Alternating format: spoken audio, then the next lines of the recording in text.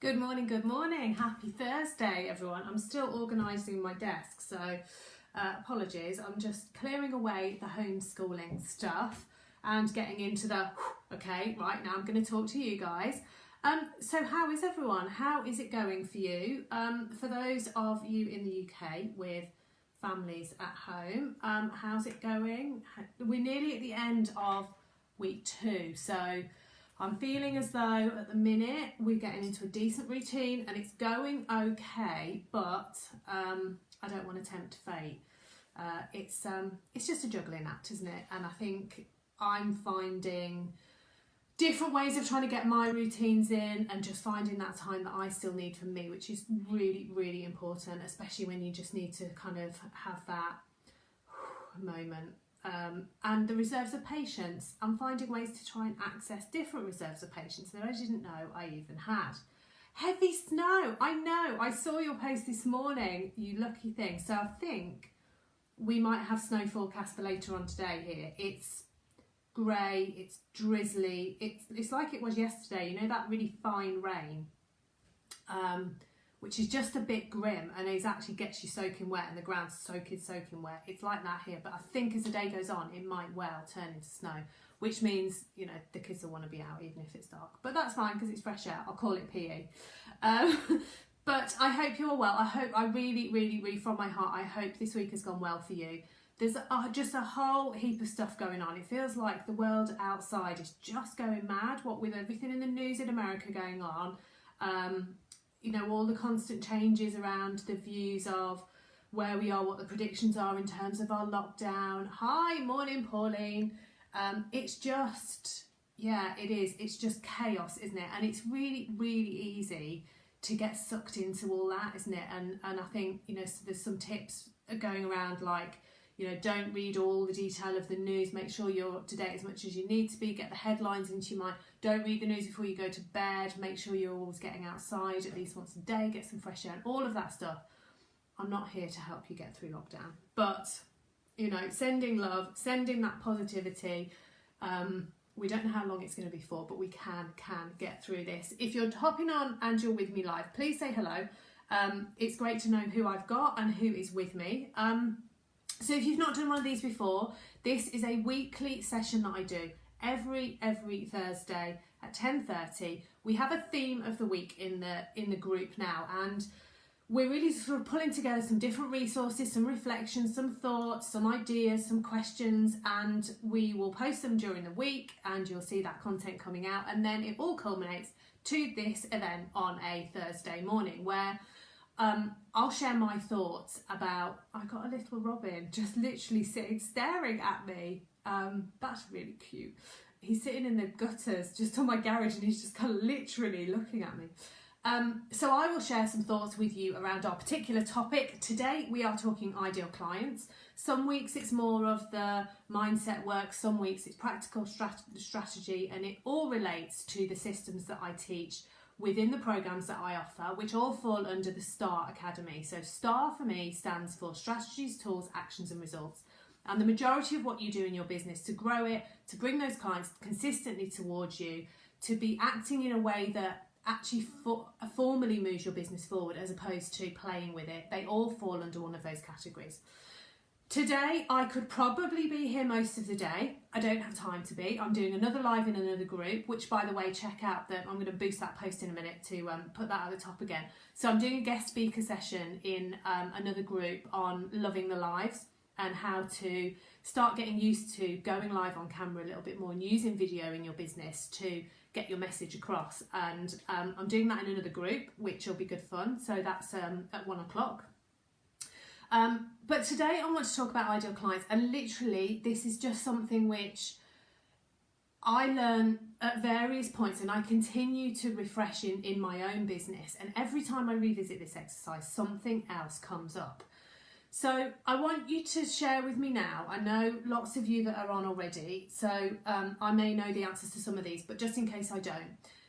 Do you answer these 2 questions? Do you feel as though you know who your ideal client is? And if you do, just describe them in 2 or 3 words. So really brief. What are the main things that you think of when you think about your ideal client? And if they've got a name, then tell me what their name is, because I love being able to refer to individuals, ideal clients. It makes it a little bit more realistic for you.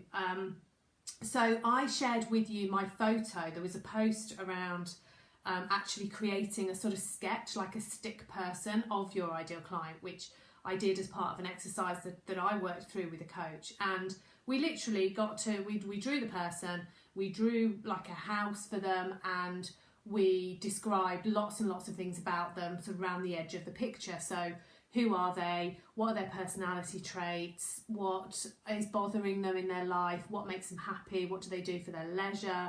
Where do they live? What things do they believe in? What are they struggling with? So you just sort of write all of these things and just get it down on paper. And as an exercise to do, it's quite freeing, because you've just sort of scribbled a picture and it's almost childlike in the way that you approach it. But it's a really great way of being able to just sort of leave some of that formality at the door and just go, do you know what, I'm just going to have some thoughts, I'm just going to let my mind go, I'm going to start creating, start really considering your person. And then if you can, narrow it down to that one person, hence giving them the name. So just while you're typing, I'm going to quickly give you a summary of what we're going to go through today. So there's 3 different aspects. Firstly, I'm going to talk about why you should have an ideal client, because this can end up firing off a few thoughts around fear and restricting yourself. So first we'll talk about why you need an ideal client, then how to describe them, so how to ask yourself certain questions which gets you to the point where you're narrowed down a little bit more and you're a little bit more focused. Either you're writing loads or you're not writing anything, because no comments have come up just yet. And then the final step, which is of course the get into action step. What do you do with that information once you've defined who it is you're wanting to work with and who they are, what they like? Well, what do you do with that to then go out and find them, go out and connect with them, go out and get those ideal clients moving towards you? Because it's all very well defining them and knowing them, but then what do you do with that information? So are you all going to be really shy with me? Am I just going to be talking to you and you're not going to share? It's not like you at all. Either that, or they'll all just suddenly come through at once.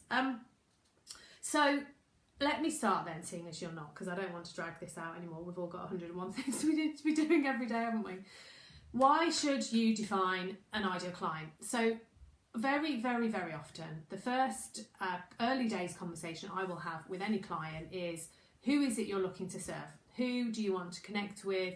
And then what is it that you do for that person? And it's surprising how many people say, well, I can help this group of people and this group of people and this group of people and this group of people, and the list goes on. And then almost as they're talking, they're thinking of another group. They're like, yeah, and actually I could also help these people and these people. So the list gets broader and broader. Now what happens with that is that we try on some level, because we know we should. It's the basic principles of marketing and taking our message to the world. We should try and connect with as many people as we want to try and serve. So let's say you have a product which could span both men and women. You end up in that position where you're thinking, okay, so what message can I create that talks to that group of women there? So they might be 20 to 50-year-olds, because it's something that might help them. But then you're also half thinking about, well, how can I also make sure that that message resonates with the same age group of men? And what happens is you create a message which talks about the thing that you do. And it just talks about it as a thing. So it might be very surface level. It might be very factual based. Let me use a car as an example. If you sold a car that literally could appeal because of its practicality, its usefulness, everything from a really early days driver up to you're retired. I'm not going to pick on any manufacturers or any car models, by the way, but it's a really sort of middle of the road. It would serve all purposes. If you're trying to create a message that a 25-year-old single guy would resonate with, but then you're also looking to appeal to like my mum, then it's going to have to stick with the product, isn't it? It's going to have to talk about just the thing, because you're not going to be able to pick out anything that particularly appeals to their lifestyle, because their lifestyles are so dramatically different. However, using that example, if you were to say, we are going to market, we are going to centre our marketing on the 25-year-old guy, you can suddenly start thinking about, well, what does this mean to this chap? Is it going to make a difference to his life? How is it going to make him feel owning that car, driving that car, aspiring to have that car? When he's got that car in his life, how is it going to make him uplifted a little bit more? You really are so quiet. Please, just somebody say hello. I haven't gone this long without anybody saying anything, and I'm just worried that they're all just going to go shing. When you're able to then take your marketing message and talk to just that person, you can start getting much, much deeper. So I'm going to show you this with my hands. So if I was to appeal to everybody from the retired lady to the 25-year-old chap, I'm looking at this demographic, and my message can only go to this level here, because it's got to stay. You can't switch anybody off, so you can't go too dramatic, but you don't want to sort of go too deep. So it's all about just the product, so it's going to be very factual based. If I narrow it down and I'm now just talking to my 25-year-old male, single male, then I can suddenly go really deep with the messaging. I can go a lot lower than the surface level, well, these are the features of the car. Now it's not just about the features of the car. This is about what the features mean to me. So has it got keyless entry? If it has, that means that when you're balancing like your takeaway and your weekly shop under one arm, you don't have to worry about ferreting around in your pocket to find the keys to open the car. You just go up to it, put your hand in the handle, and it's going to be able to unlock itself. That suddenly they're like, yeah, I get that, because that's a real pain. Like when I'm kind of all laden up with all my stuff, or I've got my sports kit on my back and I'm carrying like my tennis racket bag, or you can get really, really specific to examples which start to make them think, oh yeah, that'd be really handy for me. But what I can't do is talk about keyless entry to that person in that example, but also talk to the nearly 70-year-old older lady, because they're not experiencing the same things. They are to a point, but it's just not, you're not going to be able to bring out that messaging to that level. So when you narrow it down, that's where you can keep asking yourself about your product, your service. What does this mean to this person?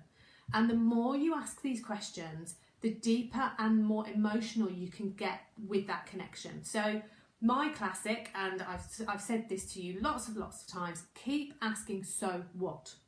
And the more you ask so what, the deeper you will go to that connection on an emotional level. So let's say I'm talking about my product. I have a vehicle which has keyless entry. Okay, so what? Well, that means that it's easier to get into. So what? Well, it means that when you're in a rush and you're laden up with stuff, you don't have to worry about finding. So what? It makes my life easier. So what? If my life's easier, I'm not as stressed and I'm going to have more fun. I'll be able to get things done quicker. I'll be able to move on to the next thing. I'll be able to get into my car quicker and blah, blah, blah. You keep asking so what, so that you can really get to that emotional connection with your product and service. So for me, I can say I help female entrepreneurs establish their business early days, so they've got a consistent way of bringing clients towards them. Okay, well, so what? When we start a business, we don't always know how to do it, which means we struggle, we do lots of different things, and we don't focus our efforts on anything. So what? The more we focus our efforts in one particular area, and we know that those actions are what counts, the more we feel motivated to continue with that. So what? The more motivated we are, the more consistent we are, and the more likely it is to work. So what? The more likely it is to work, the more likely you're going to get clients, and the more likely you are to have a successful business. So you can see that I've taken what's a fairly generic statement about what I do and taken it down to, oh yeah, that has now achieved the thing that the person's really looking for. They're getting consistent clients, so they've got a successful business. So I can take it down and down and down and down. But I have to think about that one person. I wouldn't be able to necessarily talk to somebody who was wanting to develop I don't know, they were selling printing t-shirts, because the methods that I use don't lend themselves naturally to that. What I teach is a way to be able to make true connections, and that your product or service is very much based on the relationship, so it's a service-based business. Oh, Deborah, you've commented, hurrah. It's hard to pin down exactly an age group, especially in your field due to the nature of the experience. I almost have to go with an average age in order to pin that down. Okay, that's true. And I think when we say just pick one age, and we're going to come on to this because we'll get to, well, how do you use this? So I'm going to cover some of that when we talk about how do we use it in a little bit more detail. But the fundamentals of why you should have one is for that connection. It's so that that person, when they read your thing, they totally feel like you're talking to them. So rather than it being, well, that might apply to you, that apply to me, it might apply to my mum, my dad, my cousin. I want to know when I read something and it talks about a product or a service which I'm considering buying, that it is suitable for just me. When Amazon started and they started to build the review section and the ability for people to be able to put their comments about particular products, it transformed the way their business grew, because suddenly we were all able to have a look at a product and then go, okay, so I like the product, it looks like it's going to do the thing. Let's say it's a vacuum cleaner. And you can see it clearly sucks up dirt, it does this, it's got this attachment. But then once you add an element of the reviews to it, suddenly I'm able to look through those reviews and go, okay, so I'm looking for the review of like a busy mum and a pet owner. So you read the review and you go, oh, that person there's mentioned, I have 2 dogs, I have kids, I this. So suddenly you really resonate with that particular review and that particular product. By you creating that one ideal client, you are doing exactly the same thing without an external person putting the review on.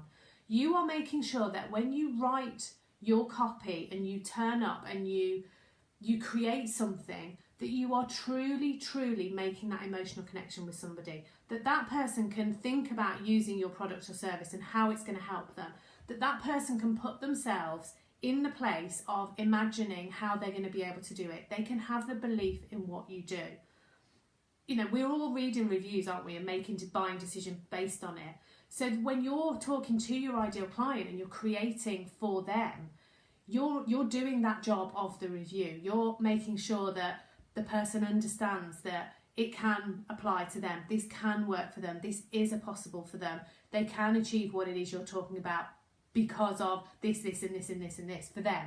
It has to be about for them. So if I read a review that said, I'm a 65-year-old man and I liked using this product because it was really lightweight, I'd read it and go, okay, well that's mildly interesting, but it doesn't do anything for me as far as the product's concerned. If I read a review that says, I'm a busy mom with 2 dogs and I love this particular vacuum cleaner because it just makes vacuuming a breeze, I'm reading that because that's meaningful for me now. So narrowing it down using the so what is a really useful way of doing it. You know, what does it mean to that person? Who is it touching? Have I convinced you on why you should have an ideal client? We want to feel special, don't we? Fundamentally, we're one of however many billion trillion people there are in the world, but we don't want to feel like that. We want to feel like it is just us, and we want to feel like we stand out, we're an individual. We don't just want to be that number. So when something talks to us and it talks about the emotional connection we might have to something, how it sparks a reaction in us, how it makes us feel, then suddenly that becomes much more personal, rather than saying, well, you know, this pair of jeans, it's a unisex pair of jeans, or it's a unisex t-shirt. I don't want that because it's not going to fit me and it's not going to fit a man. So it's like no size fits all, does it? Really is the truth. You need to be literally that bespoke thing that is unique to the person you want to talk to, because it just sets your product apart. It sets your service, it sets you apart as being, I can't help you, but I can definitely help you, and I know I can help you, and I can help you to such a degree that it's going to transform your life. Okay, so that's why you should have one. So how do you do it? How do you decide on who it is you want to serve? And this is where people get really stuck, and they kind of go, oh, I don't want to exclude all of those people that might be able to get benefit. So when you're doing it, literally, I want you to not get into fear. I don't want you to get into this, oh, I'm excluding all of those people. No, you're not. What you're doing is connecting on a much, much deeper level to those people that you are going to be able to serve. So concentrate on those. So I now know my generic, let's say we've still got a bracket and we've got some elements of your description based on the person that you've maybe sketched out.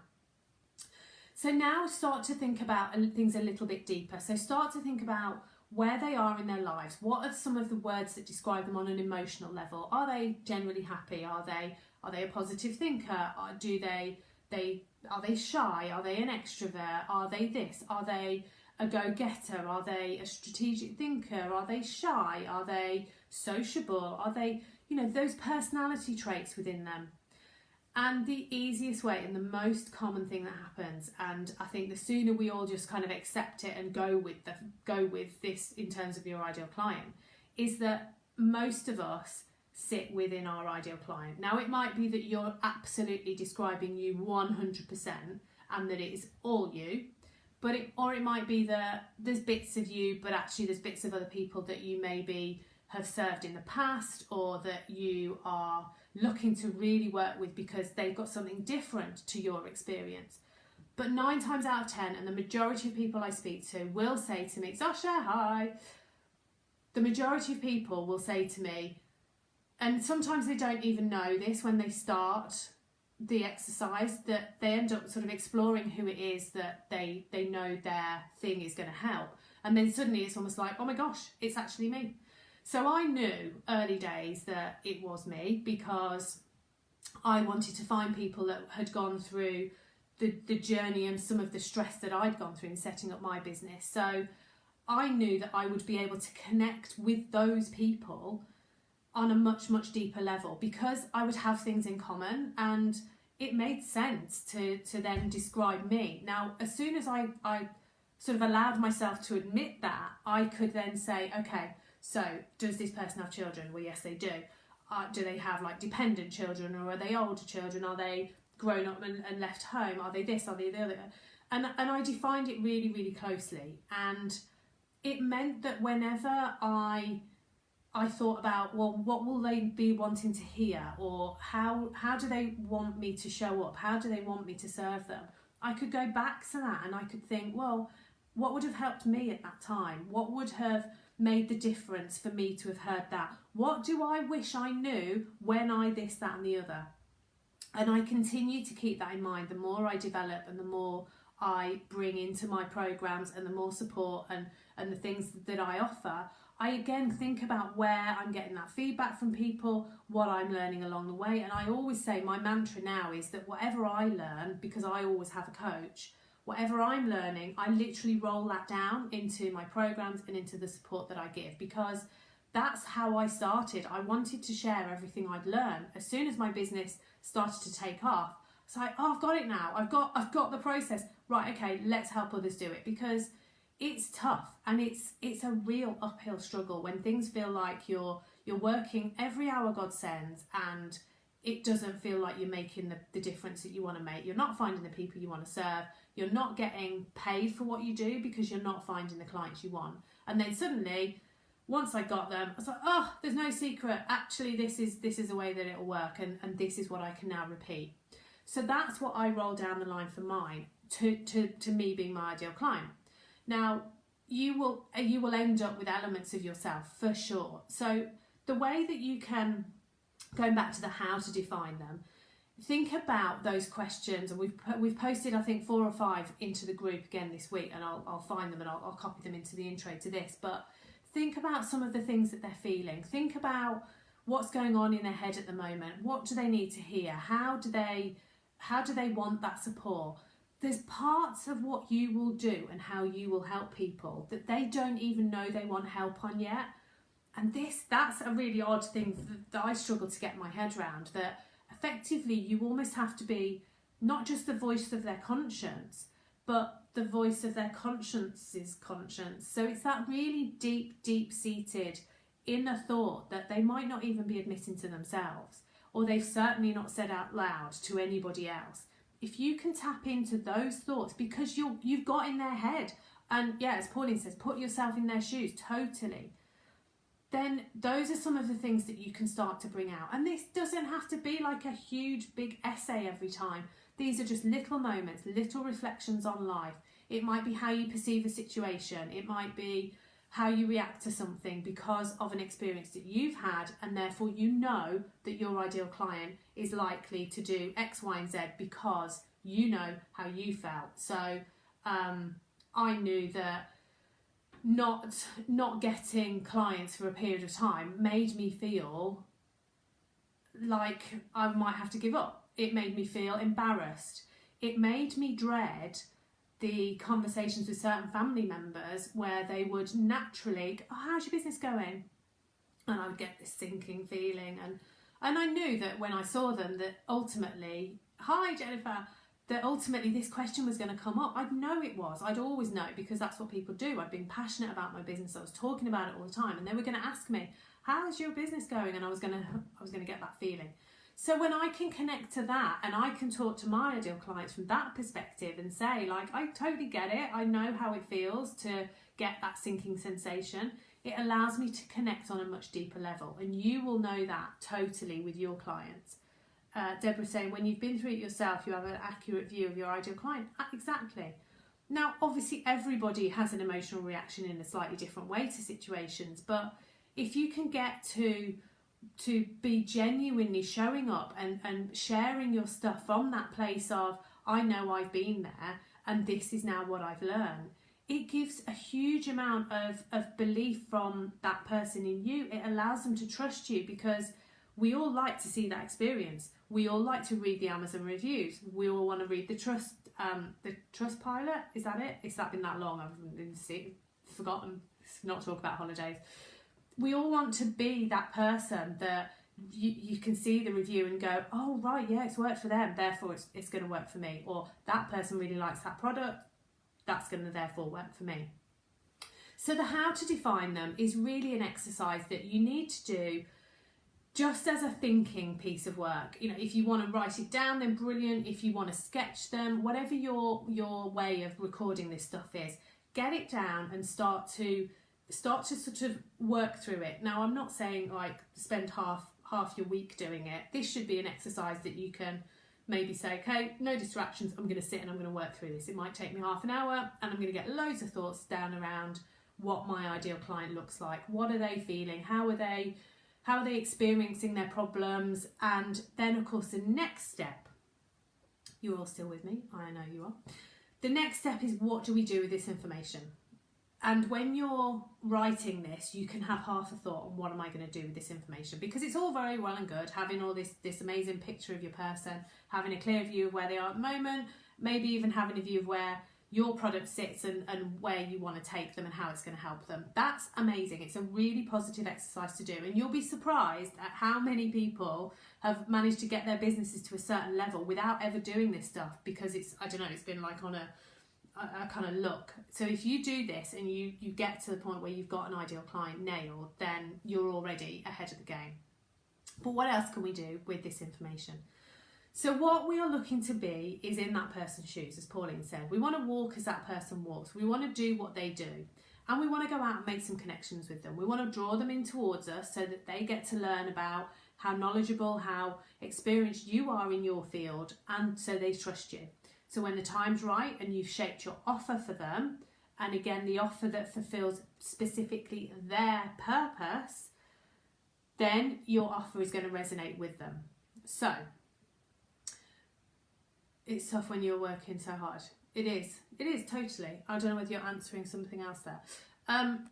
Okay, so what are we going to do with this information? We are going to think about where they are. We're going to think about what their interests are. We're going to think about where they might be going, maybe to not think about their problem. They might be going somewhere as almost like a light relief, or as an alternative to their problem. They might be trying to problem solve themselves. They might be trying to self-teach. They might be trying to self-heal. They might be trying to do all sorts of stuff that allows them to deal with their problem themselves, when actually really what they need is your intervention to help them much more quickly, rather than painfully going through this process on their own. So where are they going? What are they doing to try and self heal, or to do it the DIY way? When you know who your client is, you're going to be able to get in their head, and you're going to be able to go and find those places where they are. Now, I talk about Facebook groups a lot, and I think, you know, this is absolutely still true. There is a huge amount of communities that have grown exponentially. Is that a word? Is that the right word? Exponentially during the whole kind of turbulent pandemic period, because people are looking to create those communities. And there's a community for pretty much every subject you can possibly think about in the world. Like, think of a subject, there will be a community of some sort. There'll be a gathering, a congregation of these people.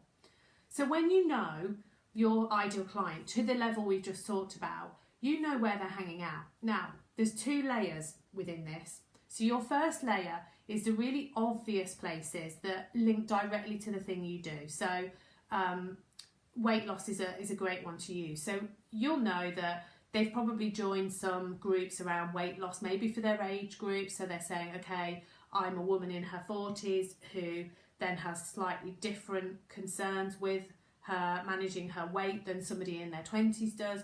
So there's a community out there that says, you know, women in their 40s managing weight in your 40s, or perimenopausal, or there's things that are really, really directly related. But there's then like a second section that are elements that relate to still my initial concern, but they're not called weight loss. They're not called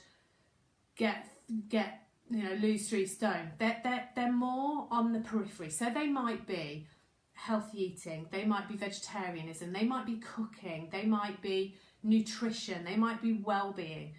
They are still connected, but they're not the really obvious ones. Now, if you go to those communities and you go with a view of making those connections and showing up in a way that you know you're going to be able to help some of these people. You're not, by the way, going into these communities and saying, hi everyone, do you want to buy from me? Because that's not going to work. That's like aggressive marketing, which rarely works for very many people. So I like to think about Facebook groups and these congregations as being private house parties. Do you remember those? I know we're not allowed them at the moment here in the UK. We're not allowed anything. But if you think about them as being these private communities, these gatherings, because people are there, they've all got these things in common. What you're looking to do is go to that house party, and you know that your ideal client is somewhere in there. But rather than going in and like with a megaphone at the door, just going, yeah, I think there's some ideal clients in here, does anyone want to buy from me? You go in and you just kind of linger, you hang out. And as questions come up or people create threads of a discussion, you input into those and you show your value, you show your expertise, you show how you've got an appreciation of the fact that the area that you're in, so you might be in a nutrition well-being group, but actually what you support is, I don't know, hypnosis for weight loss or something. You know that your subject is connected to the one they're discussing. So if something comes up, you can go and give some expertise. You can genuinely give value to that place and to those people. The more you do that, the more you consistently show up, the more you will find you get known, you get recognised. And then the crucial thing with this strategy is that you leave a trail of breadcrumbs. So you don't just go in and do something amazing and leave it at that, because people need to know how to find you. They need to know how to get back to you and do the thing you're looking for them to do. So if you have a group that you want people to join, if you have a business page, you need to make that really clear on the profile that you're turning up as. And this, by the way, is the same across all social media platforms. It still works in exactly the same way. You need to make it as easy as possible for that person to come along with you. So if I go in and comment in a group, and by the way, feel free to go back and unpick my profile and my trail of breadcrumbs. If I go in to any social media gathering and I make a comment or I give some advice, I answer somebody's question, if someone sees that and they like the response, the first thing they are going to do is go and check me out. Like, we all do it, don't we? It's like, oh, who are they commenting on that? That's really interesting. I'm going to go and have a look. If when they go to my profile, there's pictures of my dogs, my kids, what I had for dinner last night, and no reference whatsoever to my business, they're almost like, well, okay, that person had clearly got an opinion on it, but that's where the sort of connection ends. If they go and they see that I'm a business and mindset coach, I do this, I help these people, this is how I do it, they start to see some content which relates to my subject, my expertise, then I can draw them closer. And if then I give them a call to action that says, by the way, I've got an amazing community that's helping women grow these fabulous businesses, come and have a look. They're like, oh yeah, that's me actually. And they will come and join you. So the same applies on Instagram. If you've managed to get an invite to Clubhouse, the same applies in there. You know, is your profile optimized, as I would call it?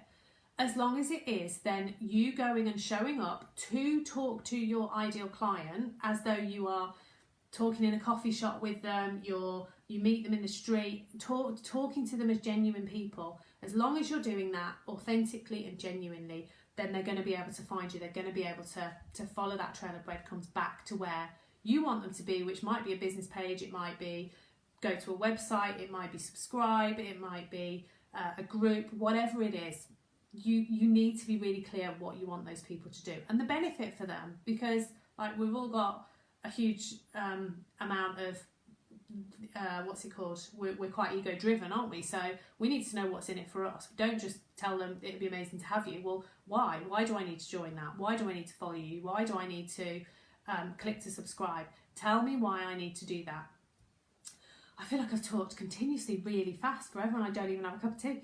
Hi Sister, nice to see you. Does anyone have any questions? Does anyone have any observations? I'm just checking I haven't missed any because the comments went a bit weird. So let me give you a quick heads up summary. What time is it? Oh, we're nearly there. Okay, so we talked today about why we should have our ideal client, how to define them, and what to do when you know it. So, number one, this is a super summary, by the way. I've nearly talked for 40 minutes on this. Why do you need to have one? You need to have one because you need to make everybody that you potentially want to work with feel really super special. You want to make them feel like they are the only person in the world and you totally understand them. And the reason why you have to do that is because when people feel understood, they will buy. We connect, we get that genuine feeling of, yeah, this is totally going to work for me. If you're confused or if you feel like they don't understand you, the person on the other side of this potential transaction, you won't buy. Guaranteed. And you can probably think of experiences elsewhere in your life when that's happened, when you've almost, you kind of got yourself into a, well, no, you're not even understanding what I'm asking for, or that's not going to fulfill the purpose for which I want to buy it. And it could be something really mundane. But as soon as we feel as though, yeah, you totally understand me, I've got that connection, you get me, I get you, then yeah, you're definitely going to make that emotional connection with the person, which immediately brings them closer to you. So how do you define them? So you can do it in 101 ways. You can ask yourself lots of questions about them. You can write a paragraph about them. You can draw a picture of them. You can get a picture off the internet and then write all round it as to who they are and what their traits are. And then as you start to produce your content and as you start to put things out there on whatever social media platform is your preference, you're thinking just about that person. What do they need to hear today? This is going on in the world. If I was in their place still, this is the type of thing I'd need to be reminded. So if you're doing, if you're weight loss, and I think I said hypnosis for weight loss, lockdown is tough, right? And lockdown allows us to go into all sorts of bad habits. We've changed all our routines. We're near the kitchen maybe more often than we used to be. So all of that stuff is current. And if you know your ideal client might struggle with that, then, do a piece on that. How to avoid snacking in between meals, how to shift out your habits from this to this, or how to stick to your regime in when all you want to do is have a beer in the middle of the afternoon because you're sick of homeschooling. Whatever is going to resonate for your ideal client, you can create things that really, really hit for them. What do you do? What else can you do when you know who they are? You can go and find out where else they're hanging out. You can go and be your expert self. You can go and shine your light and do your thing without that fear of, or is this going to work? Is this even going to make sense to them? It does, because you've thought about them. You've thought about what they need to hear. You've thought about what they need to know. And you can go genuinely, add that value, give them the benefits of your experience, your knowledge, what you do, how you help them, and then they can find what they need to do. So you can leave that trail as to where you want them to go. So do you want them to follow you? Do you want them to come across from one social media platform into another? It's up to you. You manage them as you want them to manage them. And then, of course, when you've got them in whatever place it is, if they're following you, if they're in your group, if you're on their business page, you've got to keep showing up, right? It's not like a one-hit thing. You've got to keep showing up and reaffirming that message, reaffirming the fact that you understand. You remember what it was like when this, and this. You know that you've got the tools, the skills, the ability to be able to help them go from this position to this position. And that's where the system comes in. That's where what I teach helps us get from this position of understanding who they are to then converting them into a client and being able to actually serve them and actually help them. So those are the whistle stops of why you should have one, how to define them, and what to do with that information when you know who they are. Suzanne, let me catch up on the notes. I've tried updating my profile. You couldn't work how to write a description under your name. Okay. And how to share the link. Okay, I'm going to come back to that. Deborah said, make your banner. Yeah, perfect tip.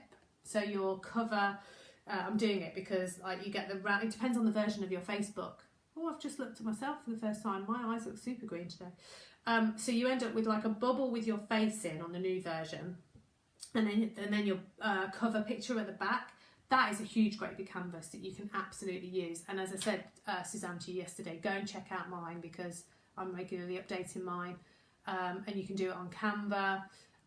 The bio, it's called a bio section. It's not big and it gives you a very few characters, but you can definitely include it in there. There's a link section down the side which allows you to include if you've got other social media presence, if you've got LinkedIn, YouTube, whatever it is, you can put the website links down on the other side as well. So absolutely it should be in there.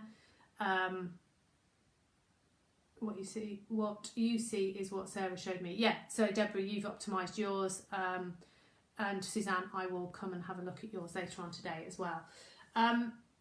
Are there any other questions? Is there anything where you've tried maybe to do this exercise and gone, yeah, but this just doesn't work for me because here I am. I'm here for you now. You might as well ask me while we're on. Any other questions about anything I've talked about today? Has that helped? Has that got you refocused?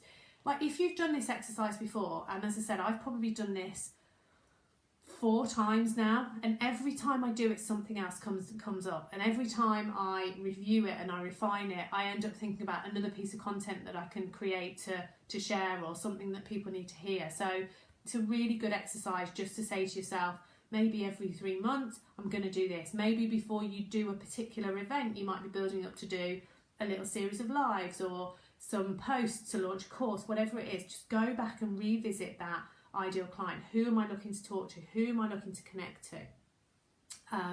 So while you're just thinking about any questions, if you have got any, then pop them in. Let me just tell you a couple of additional updates. This is the final day today for the Business Accelerator Plus. We are closing the doors to that. I can't take any more bookings on that after today. So the Business Accelerator Plus offer is that you get the Business Accelerator course, which is a series of video trainings with support material. You get templates, you get course notes, you get little worksheets to work through against each of the modules. There's 6 modules in there to work through. Lots of the basics covered around establishing your business. I think the ideal client is in there. And you get all of that lifetime access, so that's accessible for you forever. But then you also get a 90-minute one-to-one with me as well. So we can do it before, we can do it during you're going through the course itself. But it's a way of being able to say, okay, I've done this and I've worked through this, but I'm still not sure how to implement. You can get to use that time with me however you want to. So that is available until the end of today. It's pinned in the announcements. You can buy it online. You literally just click on the link and it'll take you through. You'll get immediate access to the material and the course. And then, as I say, we'll book in that one-to-one when you're ready. And included in that as a little freebie, you also will get a messaging strategy document from me as well, which just helps with some prompts around how to, once you've made a connection with somebody, how to nurture that conversation, how to bring them closer, and how to really make that that true connection, but move them along at the same time. So you're moving somebody to action and bringing them hopefully to a conversation with you. So that is a bonus for that. So last day, if you want to do that, if you want to make the most of that, that is £221. That course alone, it was an absolute steal last year. I have put the price up to £199 this year. So on its own, that course is going to be £199 for the rest of this year. It's kind of what I would call my entry-level course for people that are new to me and they're just wanting a kind of little intro. That will be £199. So to get the one-to-one in there as well for, what's that, like less than £50 is a steal. 90 minutes is a lot more than that once you start working with me one-to-one. So great opportunity in there. Last day to buy that today, and then that goes, because we have some exciting news coming up next week. I will be doing another challenge at the end of January. I won't tell you the subject because we're going to announce it properly next week, but we are building up to providing some huge amounts of content for you over a number of days. You know me, if you've been with the group a while, I love doing these challenges. I love sharing the content with you. I love the interaction. So we've got a challenge coming up at the end of January, which we'll be able to tell you more about next week. And then finally, spotlight sessions. I put a post in to say, come on guys, come in, have a chat with me about your business. If you've not done one, or maybe you did one a while ago, please think about it. Just drop me a note and say, yeah, what's it all about? We'll have a chat about it.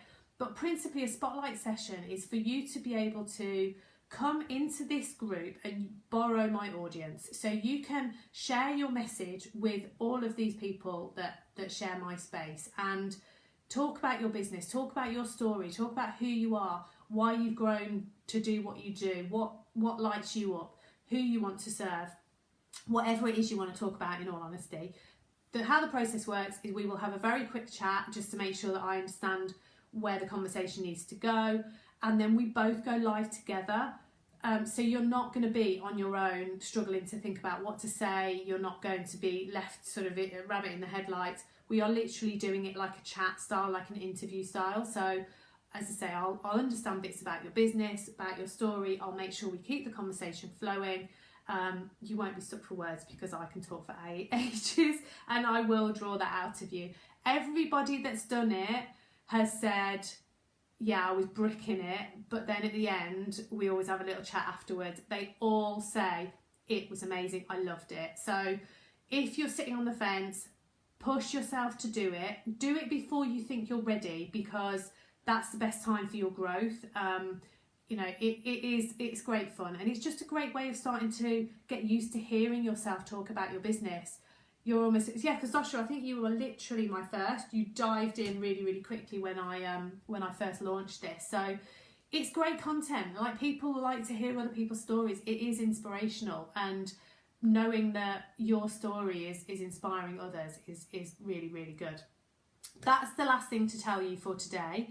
Go and have an amazing Thursday. Try and get out in the snow, Deborah, if you can. I'd love to see a photo of a little snowman that you create. That would be epic. My kids would love it.